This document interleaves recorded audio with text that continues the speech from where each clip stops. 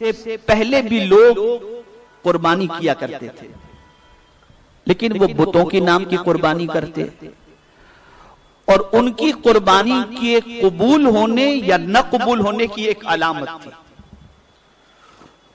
اور وہ علامت کیا تھی؟ قربانی کرنے کے بعد وہ قربانی جس چیز کی کرتے اسے پہاڑ پر رکھ دیتے یا میدان میں رکھ دیتے۔ اگر آسمان سے آگ آ کر اسے جلا دیتی گویا قربانی قبول ہو گئی، اور اگر وہ چیز وہیں پڑی رہتی اور آسمان سے کوئی آگ نہ آتی تو یہ واضح ہو جاتا کہ اس بندے کی قربانی قبول نہیں ہوئی۔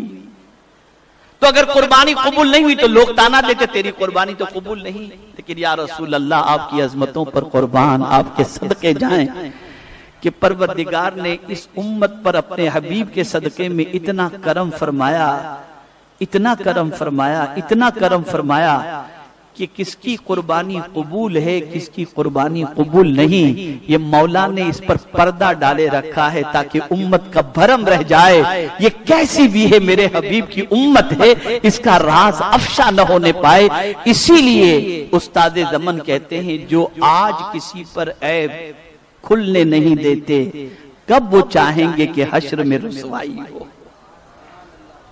تو آج کوئی یہ کانفیڈنشلی نہیں کہہ سکتا کہ میری قربانی قبول ہوئی یا میری قربانی ضائع ہو گئی، اس لیے کہ جو بھی قربانی کرتا ہے قبولیت میرے مولا کے دست قدرت میں ہے، اس کی بارگاہ میں ہے، اور اللہ تعالیٰ اپنے حبیب صلی اللہ تعالی علیہ وسلم کے صدقہ و طفیل حضور صلی اللہ علیہ وسلم کے سارے غلاموں کی قربانی کو قبول فرمائے۔ آقا کریم صلی اللہ علیہ وسلم جب بھی قربانی کرتے تو سرکار صلی اللہ علیہ وسلم ایک اپنی طرف سے کرتے اور ایک اپنی امت کی طرف سے کرتے کہ غریب امتی کو یہ فیل نہ ہو کہ میری قربانی کا کیا، تو غریبوں کو حضور نے تسلی دی تم قربانی کی فکر مت کرو، تمہارے پاس مال نہیں مصطفیٰ تو ہیں، تمہاری طرف سے قربانی۔ اور حضور صلی اللہ علیہ وسلم نے مولا علی سے فرمایا قربانی کے حوالے سے کہ علی میرے بعد میرے نام کی بھی قربانی کی جائے۔ تو مولا علی کرم اللہ تعالی وجہہ الکریم جب بھی قربانی کرتے تو ایک اپنی طرف سے کرتے اور حضور صلی اللہ علیہ وسلم کی طرف سے بھی قربانی کیا کرتے تھے۔ تو میرے پیارے آقا صلی اللہ علیہ وسلم کے پیارے دیوانوں، قربانی حضرت ابراہیم علیہ السلام اور میرے آقا صلی اللہ علیہ وسلم کی سنت مبارکہ ہے۔ ہمیں چاہیے کہ قربانی کرنے سے پہلے ہماری نیت گوشت کھانے کی نہ ہو، اللہ سے قریب ہونے کی ہو، اللہ کو راضی کرنے کی ہو۔ اس نیت سے آپ قربانی کریں، جب اس نیت سے قربانی کریں گے تو یہی قربانی اللہ سے قریب کرنے کا ذریعہ بن جائے گی۔ اور دوسری چیز کہ قربانی خوش دلی سے کریں، قربانی خوش، بہت مہنگا یار، اپنے بس کا روگی کیسے یار کیا کریں، ایسے خوش دلی سے کرو، صاحب استطاعت ہے کر سکتے ہیں تو قربانی میں اتنی رقم لگ جائے گی، ایسا ہوگا ویسا ہوگا، یہ سب سوچنے میں نہ لگو، بلکہ قربانی جب بھی کرو خوش دلی کے ساتھ کرو، فراخ دلی کے ساتھ کرو، اور اچھے جانور پر قربانی کرو کہ یہ قربانی کا جانور قیامت کے دن پل صراط پر ہمارے لیے سامان نجات بنے گا، اور قیامت میں اللہ کی بارگاہ کے اندر ہمارے لیے نجات کا سامان بن سکتا ہے۔ تو قربانی کرتے وقت اللہ عز و جل کی رضا مقصود ہو، اللہ کا قرب مقصود ہو، اور اپنی جیسی استطاعت اس کے مطابق آپ قربانی کریں۔ میرے پیارے آقا صلی اللہ تعالی علیہ وسلم کے پیارے دیوانوں، آپ اگر حصے والی قربانی کے اندر حصہ لینا چاہتے ہو تو آپ وہ کریں۔ اگر اللہ نے بہت نوازا ہے اور سب کے نام کی قربانی جو بھی صاحب نصاب صاحب استطاعت ہے وہ کرنا چاہتے ہیں تو آپ سب اپنے اعتبار سے الگ الگ بکرے کی قربانی کریں، جو آپ کی جیسی بساط، شریعت میں کافی گنجائش ہے اور فلیکسیبلٹی ہے، ہر ایک کی استطاعت کے مطابق اہتمام شریعت نے رکھا ہے۔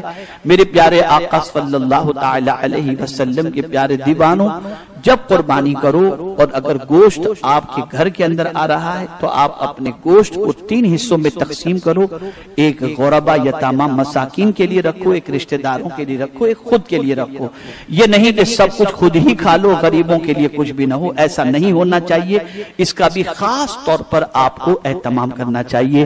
میرے پیارے آقا صلی اللہ علیہ وسلم کے پیارے دیوانوں, بہت سارے لوگ کہتے ہیں میں تو مٹن نہیں کھاتا ہوں, گوشت نہیں کھاتا ہوں, میں تو صرف چکن کھاتا ہوں, گوشت سے کولیسٹرول بڑھ جاتا ہے, بکرے سے یہ بڑھ جاتا ہے, وہ بڑھ جاتا ہے. تو میں گزارش کرتا ہوں کہ قربانی کا گوشت ضرور کھائیں. کیوں؟ اس لیے کہ میرے کریم نے عید الاضحیٰ اور اس کے بعد کے 3 دن اور عید الفطر, یہ 5 سال میں دن ایسے ہیں جس میں روزہ ہی حرام قرار دیا کہ ان 5 دنوں میں روزہ حرام ہے, رکھ ہی نہیں سکتے, آپ رکھ ہی نہیں سکتے. کیوں؟ میرے رب کی طرف سے میزبانی ہو رہی ہے. تو خوب کھاؤ, اچھی طریقے سے کھاؤ, لیکن صحت کا خیال رکھتے ہوئے گوشت کھانے سے پرہیز مت کرو. اس دن کھاؤ, خاص گوشت کھاؤ, قربانی کا گوشت ضرور کھاؤ, اس سے پرہیز مت کرو, اللہ کا نام لے کر کے. اسی لیے آپ دیکھیں کہ عام دنوں میں اگر آپ بکرے کا گوشت کھائیں تو اس میں وہ لذت نہیں ہوتی جو قربانی کے اندر, قربانی کے گوشت کے اندر جو لذت ہوتی ہے. وجہ یہ ہے کہ یہ ذبح ہوا ہے اللہ کی رضا کے لیے ذبح ہوا ہے.